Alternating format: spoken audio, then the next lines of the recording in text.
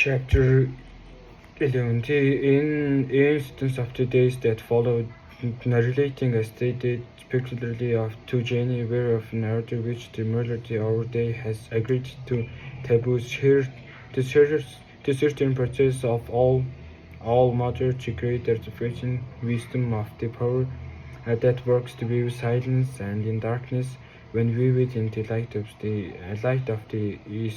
established opinion of some of the little individuals created by it are considered very wild. We turn our face to creation of life as if that were last thing that man should dare to interest himself in openly.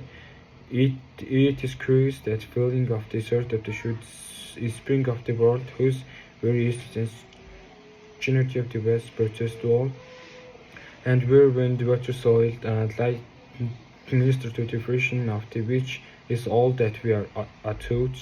The whole earth not we alone. It is moved by opposition and hypnol and everything traditional has come into being by the one common ground.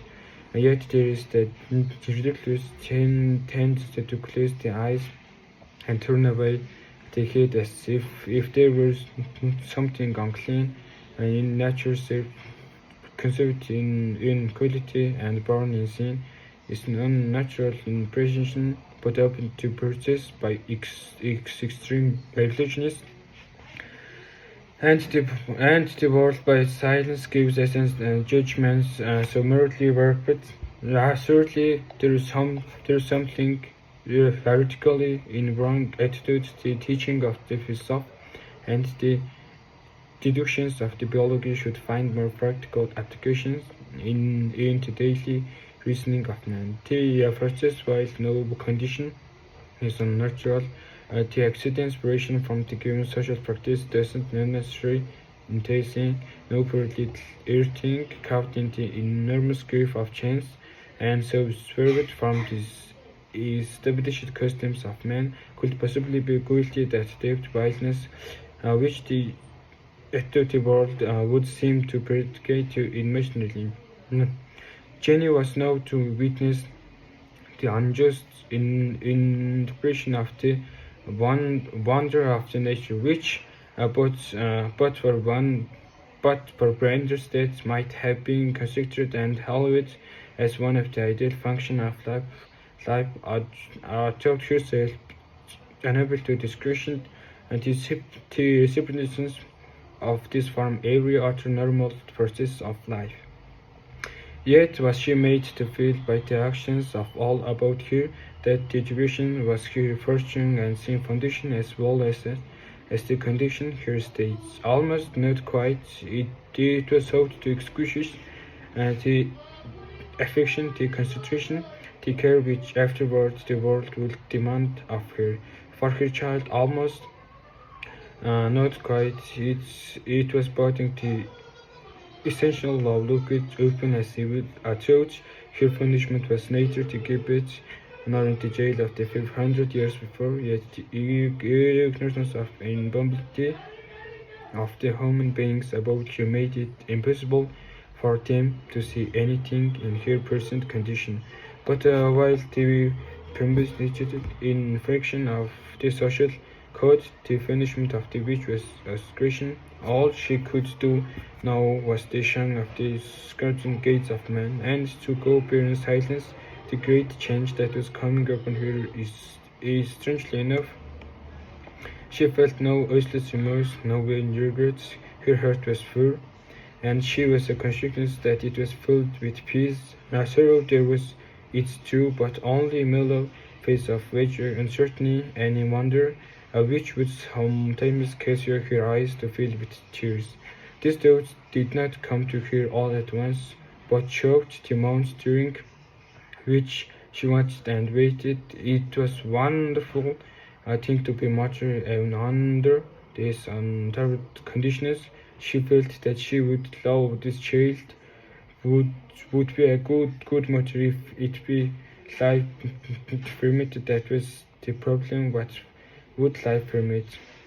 There were many things to do, then clothes to be made, certain precautions of hygiene and diet to be observed. One of her fears was the Gerhard might unfortunately student, but he did not. As the old family doctor who had nursed the various members of the Gerhard family showed their multitudinous ailments, Dr. Elogenus was taken into consideration and he gave some practical advice. There came the final hour when the child was ushered into the world. It was Dr. Edward who proceeded, assisted by the mother, who, having brought forth 6 relatives, knew exactly what to do. There was no difficulty, and at the first cry of the newborn infant, there awakened in Jenny tremendous yearning toward it. This was her child. It was weak, feeble, a little girl, and it needed to her care. She took it to her breast when it had been butchered. You have heard the wood calling into the long stillness of the summertime. You have found the unheeded brooklet singing, the babbling where no comes to hear under dead leaves on snow banks from the delicate up to the sun, but its simple blossom and spring, some heavenly call for color. So to this outer flower, the womanhood, Jenny, a child in years, was patiently woman physically and mentally, but not yet coming to rounded conclusions to life, her place in it. The great situation which had forced her into anomalous position was from one point of view tribute to her individual capacity. It proved her courage, the largeness of the sympathy, her willingness to sacrifice for what she considered a worthy cause.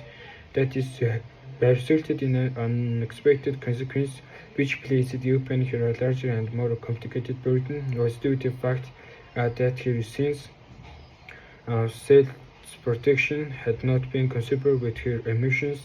There were times when the prospect coming of the child gave her sense of fear and confusion, because she did not know but that the child might eventually reproach her. There was always saving the same certain justice in life which would permit her to be eternally crushed. To her way thinking, people were not innocently cruel.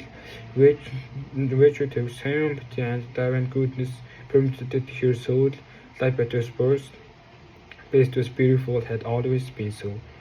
Is swaddled with a tremendous sense of satisfaction and joy. This was her child, her little girl. She wanted to live, to able to work for it, and I rejoiced even in her weakness that she was so strong. Dr. Edwards predicted quick recovery.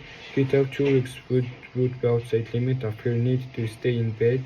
As a matter in fact, in 10 days she was up and about as virginous and healthy as ever. She had been born with strength, with a nurturing quality which makes the ideal mother.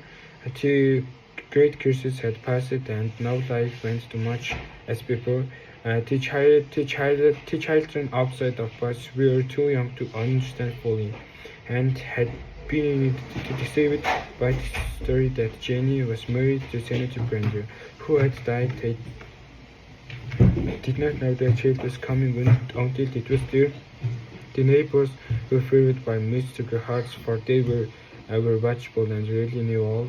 Jenny would never have brewed this local atmosphere except for the advice of Bass, who, having secured the place Cleveland sometime before, had written that he thought when she was well enough it would be advisable for the whole family to seek new starts in Cleveland.